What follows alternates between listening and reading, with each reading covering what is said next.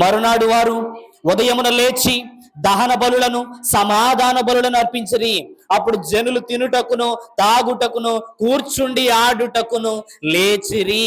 అంటే దేవుని మేము ఆరాధిస్తున్నామని చెప్పుకుంటూనే అడ్డమైన పని కార్యక్రమాలన్నిటినీ కూడా ఇశ్రాయేలీలు చేశారట.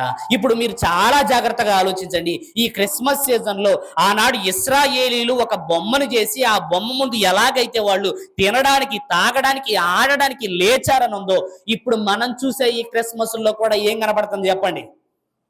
తిండిని గురించినటువంటి విషయాలు లేవా? ఇప్పుడు మనం చూస్తున్న ఈ క్రిస్మస్లో కూడా తాగి మందిరానికి వచ్చేవాళ్ళు లేరా?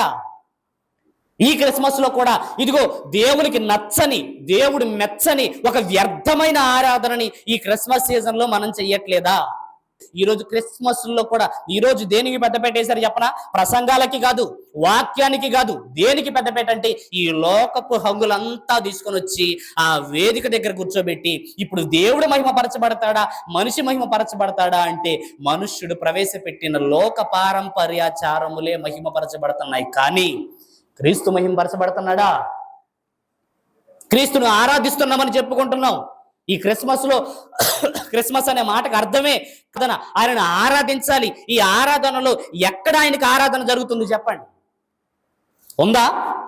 ఉందని అనుకుంటున్నాం, కానీ అది ఆరాధన కాదు అని దేవుడు అంటున్నాడు. ప్రియమైన వారు, కాలయాపన చేయట్లేదా మనం?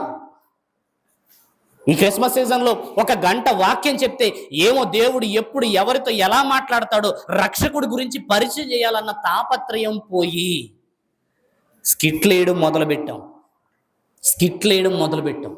ఇది కాదు అన్నట్టు ఇశ్రాయేలీలు ఎలాగైతే తిని తాగడానికి కూర్చుని ఆడడానికి లేచారో ఈ రోజు కూడా క్రిస్మస్ వేదికలు అని చెప్తూనే మనం ఆ వేదికల మీద ఏం చేస్తున్నాం?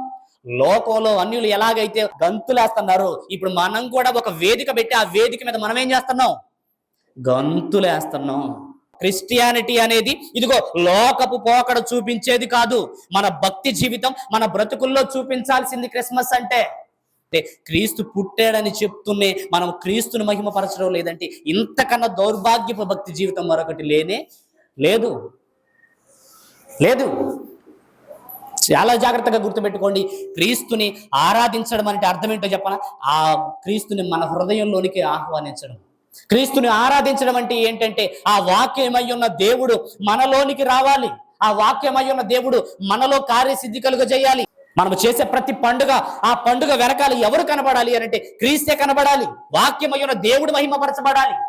అలా మహిమపరిచే సంఘాలు ఎన్నున్నాయి వాళ్ళు చెప్పండి? ఎన్నున్నాయి? అలాగే నేను క్రిస్మస్ చేయొద్దని కాదు, నేను క్రిస్మస్కి వ్యతిరేకం కాదు, చెయ్యాలి. ఒక అర్థవంతమైన ఆరాధన చెయ్యాలి. ఆ ఆరాధనలో వాక్యము గణపరచబడాలి. ప్రియమైన వారు, వాక్యము గణపరచబడాలి. ఆ వాక్యము విన్న ప్రజానీకమంతా కూడా నిజంగానే యేసుక్రీస్తు పుట్టాడట, ఈయన లోకరక్షకుడట అన్న సాక్ష్యము చెప్పాలి. ప్రియమైన వారు, చెప్పగలుగుతున్నారా ఇవాళ?